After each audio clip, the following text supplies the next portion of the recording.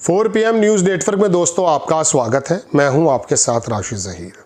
दरअसल ट्विटर पर अगर आप देखेंगे तो आपको पता चलेगा, बल्कि गोदी मीडिया भी कह रही कि नेतन्याहू मारा जा चुका है।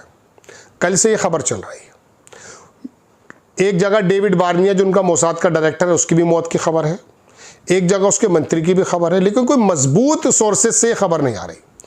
बल्कि AI से भी जब पूछा गया तो उन्होंने कहा कि ये खबरें सिर्फ चल रही हैं। लेकिन अब एक इसराइल का अखबार और एक ईरान का अखबार, उन दोनों ने इस बात को छाप दिया कि नेतन्याहू मारा जा चुका है। हम अपनी तरफ से नहीं कह रहे, मैं आपको दोस्तों वही खबर से शुरुआत करना चाहता हूँ।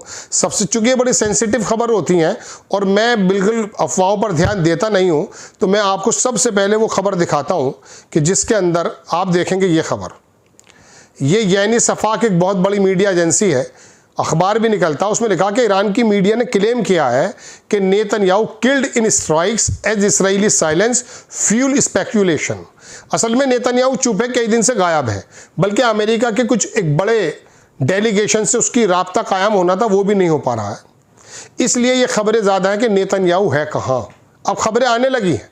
कल तो मैं देख रहा था हमारे नोएडा के जो चैनल्स हैं उन्होंने नेतन्याहू को मार ही दिया था। अलबत्ता ये खबर मैं आपको बहुत मजबूत बता रहा हूँ, जिसके अंदर ये लिखा है कि नेतन्याहू और उसके साथ के 2-3 लोग गायब हैं और कहा यह जा रहा है कि शायद वो मारा जा चुका है।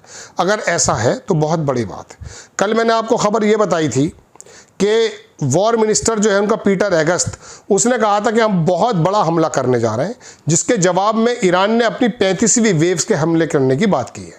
कल भी दोस्तों मैंने आपको खबर बताई थी कि उनकी एक जगह है SDOT, वो बेसिकली बिल्डिंग्स और पुल्स वगैरह बने हुए, लेकिन उसके नीचे दरअसल इसराइल अपने मिसाइल्स, अपने ड्रोन्स, अपने आयरन डोम और अपने एरोडोम सब कुछ बनाता है। उस पर हमला करने की बात दरअसल इसराइल ने की, उसने ईरान ने की है।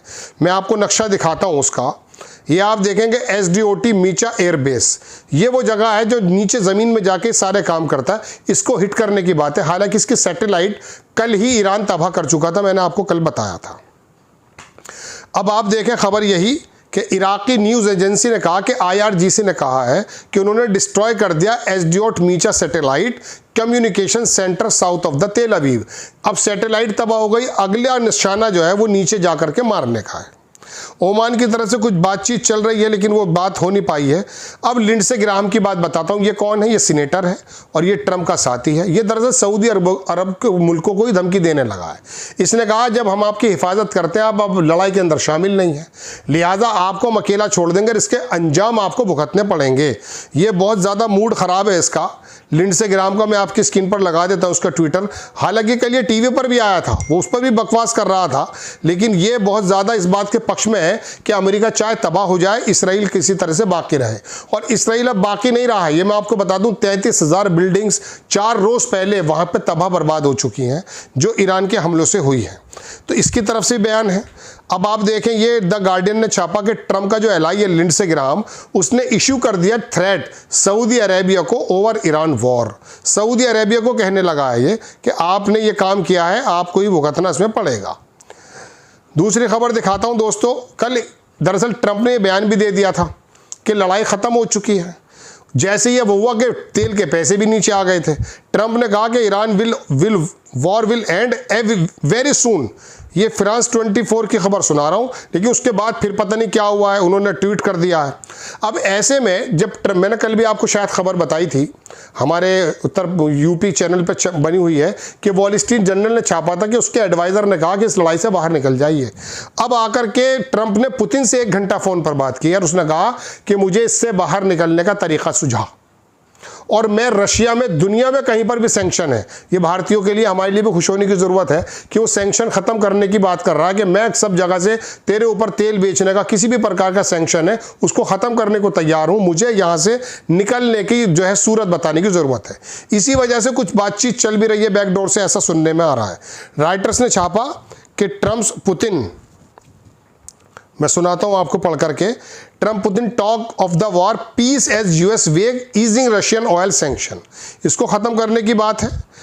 कीव इंडिपेंडेंट ने छापा कि यूएस जो है कंसिडर कर रहा है तमाम के तमाम सैंक्शन को लिफ्ट करने की on Russian oil is global shortage. चूंकि दुनिया के अंदर तेल की जब ये हुआ है तो डॉलर नीचे आ जाता है, तो अब इसको इसकी वो लेनी ही पड़ रही है।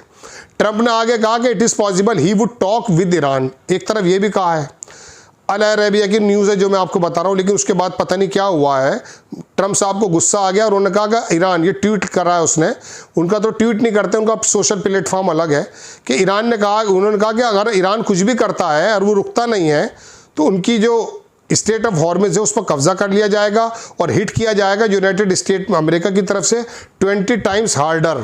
इसका जवाब लारिजानी ने दिया भी है कि अगला एलिमिनेट करने का तरीका आपको ही है, आप ही को किया जाएगा। खैर, ये MG गालिबाफ हैं, ये स्पीकर हैं ईरान के। इन्होंने कहा absolutely we are not seeking ceasefire, हम सीज फायर नहीं देख रहे हैं।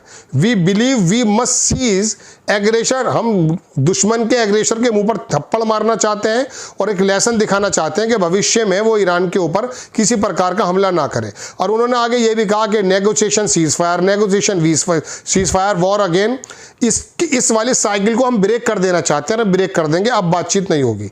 ये ईरान की जो बातें हैं ना दोस्तों, इस बात का अंदाजा इस बात से लगाइए कि ईरान के कॉन्फिडेंस क्या है। जहां वॉर मिनिस्टर कह रहा मैं सबसे बड़ा हमला करने जा रहा हूं, वहां पर वो कह रहे हैं कि हम आपको सबक सिखा कर रहेंगे।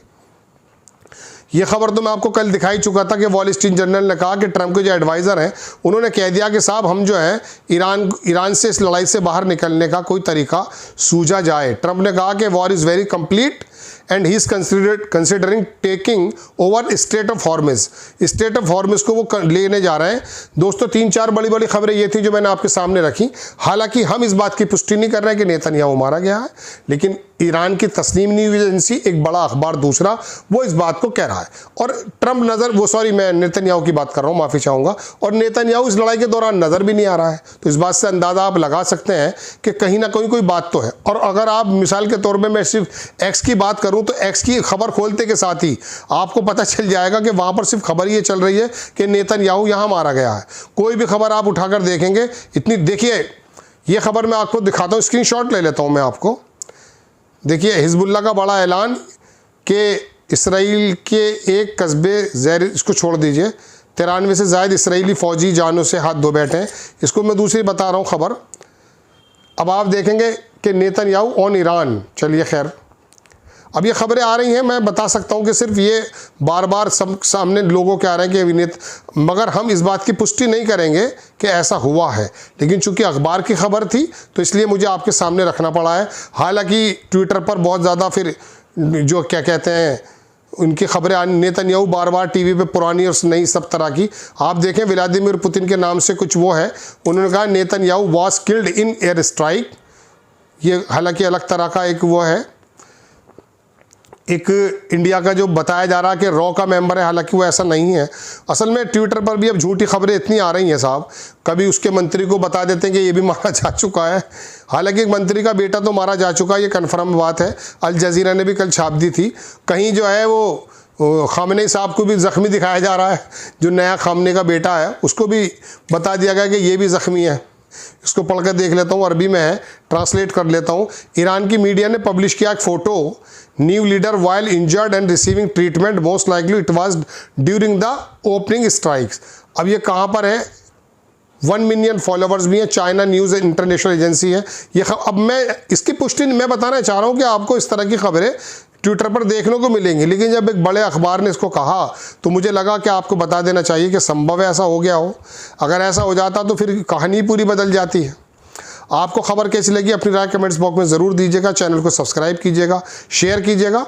नेक्स्ट टाइम मैं किसी खबर के साथ हाजिर होता हूँ। जय हिंद।